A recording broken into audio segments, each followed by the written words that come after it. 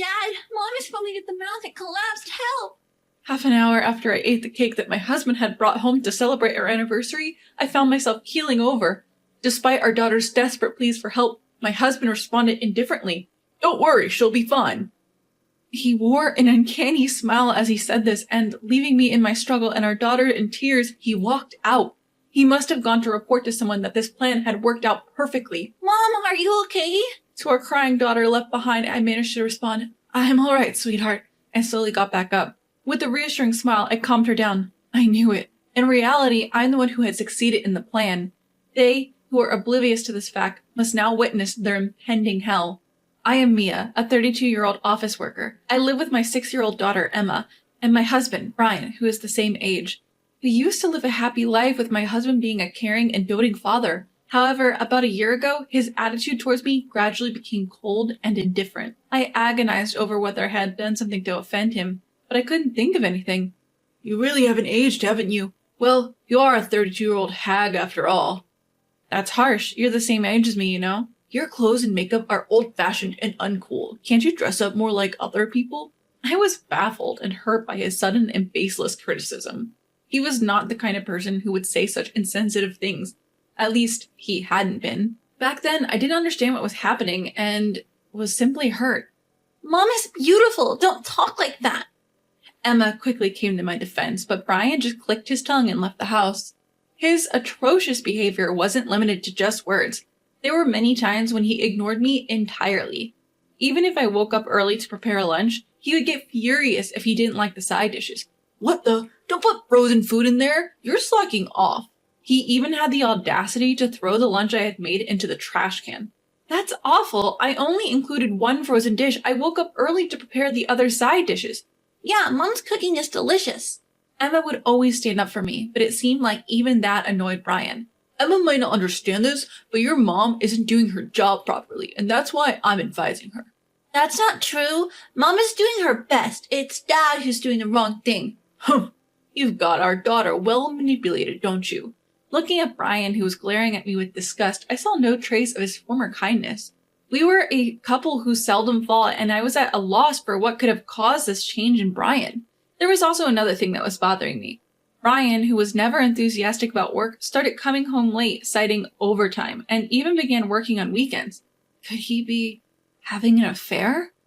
I had a bad feeling about his suspicious behavior, but I had no evidence, and a part of me wanted to believe in him. He was still providing for our family and was a kind father to our daughter, so I kept hoping that his current foul mood would pass and he would return to his kind self. However, one day something troubling happened. When I updated our passbook, which we were saving separately for Emma's future education expenses, I found that the money had decreased. Over the past half year, $500 then $1,000 had been withdrawn, totaling to $10,000. The only other person who could use this money was Brian. "The money we've been saving for Emma has decreased. Did you withdraw it?" "Yeah, I lent it to a friend who was in debt." "Who is this friend you're helping by taking on their debt?" "That's none of your business." Brian said this dismissively, showing no signs of remorse. Moreover, it was strange that he frequently withdrew money in several installments to lend to his friend. That money was for Emma's future. "So what? It's my money because the account is in my name. Stop complaining." "That's not right. I work too and have been depositing money into that account." "Shut up." Brian suddenly shouted and threw the remote control that was on the table. It flew swiftly past my face. "What are you doing? That's dangerous." "Being a wife. How dare you boss me around? You should just obey me." In his excitement, Brian wouldn't listen to anything I said. Our relationship continued to become strained. How did things come to this? What should I do? Concerns about how to deal with Brian crossed my mind, and the idea of reconciliation seemed difficult. One night, as I woke up late, I heard Brian talking to someone on his cell phone from the balcony. "Looking forward to executing it on our wedding anniversary." I was astonished by the following conversation. Is this a joke? Feeling a deep sadness at how his love for me had cooled off, at the same time, I felt a boiling rage. The next day, having confirmed Brian's betrayal, I decided to open the computer he always used in his study. I remembered the password, as I had borrowed it only once a long time ago. As I nervously checked the contents of the computer, it appeared that Brian was indeed having an affair, and there were numerous message exchanges with an unknown woman. I was shocked when the reality I had suspected was placed before my eyes. Furthermore, from those exchanges, I discovered Brian's shocking plan. So that's what it was.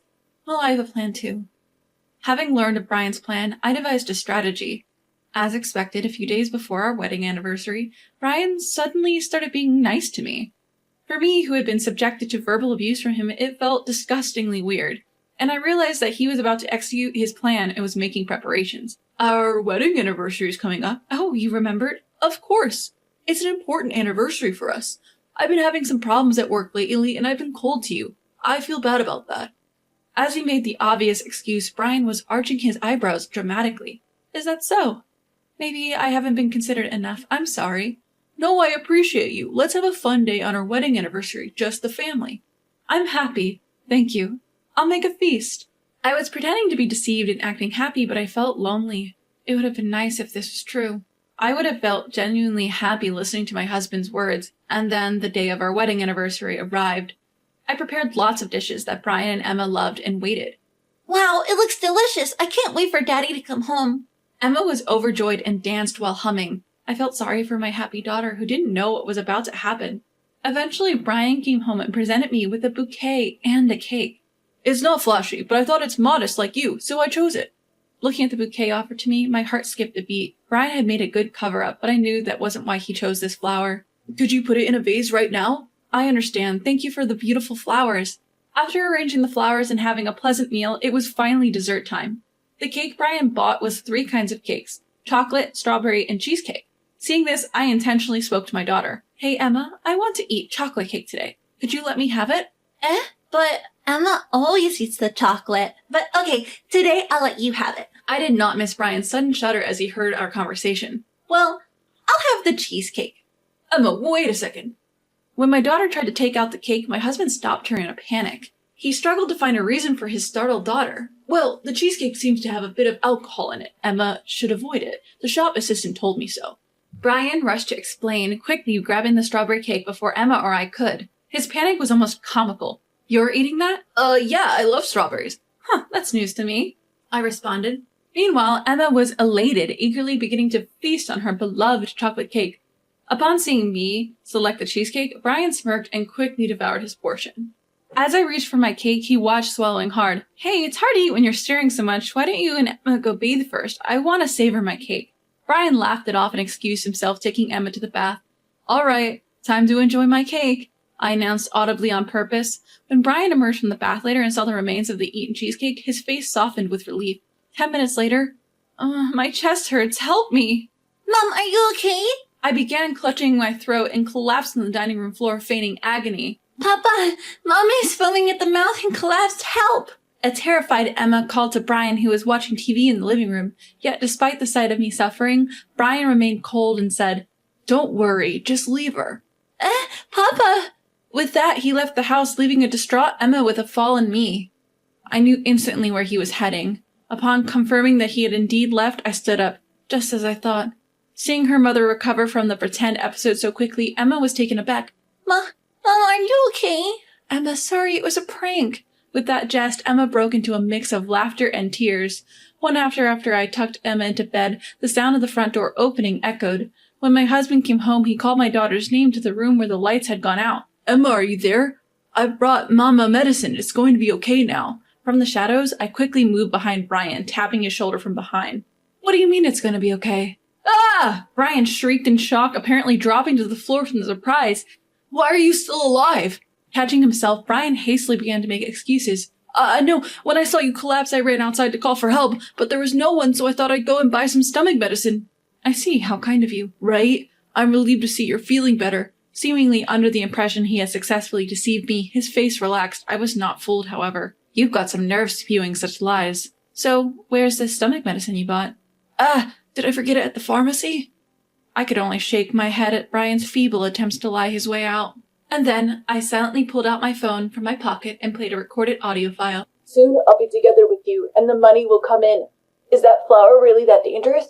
I need to make sure our daughter doesn't accidentally eat it. Listening to this, my husband's face turned ashen. Where did you get this? About 2 weeks ago, you were talking to someone on the phone on the balcony late at night, remember? It was a suspicious conversation, so I immediately recorded it. But you ate the cake! You were foaming at the mouth and fell over. How? Of course, I wouldn't eat it knowing it was poisoned. I just pretended to eat it.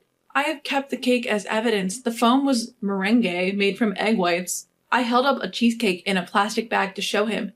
You tricked me. It was you who tricked me, Brian. I knew all about your plan from checking your computer. Brian's plan was to present me with a bouquet and cake for our anniversary, pre-coat the cake with the poison from the flower, and attempt to take my life.